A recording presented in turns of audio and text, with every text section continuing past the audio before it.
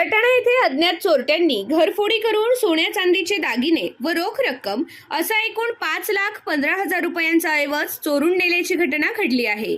या प्रकरणी नरेंद्र शांतीलाल छाजेड वय 62 वर्ष व्यवसाय किराणा दुकान यांनी पोलीस स्टेशनमध्ये फिर्याद दाखल केली आहे।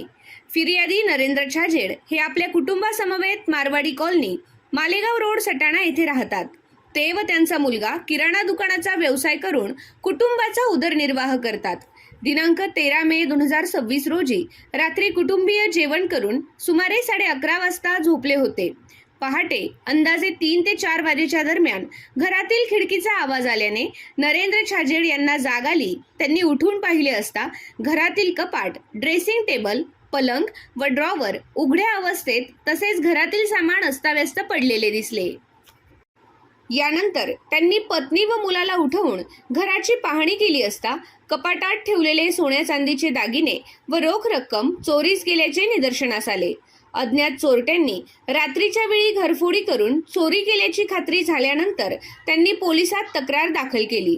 चोरीस गेलेल्या ऐवजामध्ये अंदाजे 3,50,000 रुपये किमतीच्या 4 सोन्याच्या बांगड्या, 55,000 रुपये किमतीच्या 3 सोन्याच्या अंगठ्या, 30,000 रुपये किमतीचे चांदीचे पैंजण व जोडवे तसेच 80,000 रुपये रोख रक्कम असा एकूण 5,15,000 रुपयांचा मुद्देमाल आहे।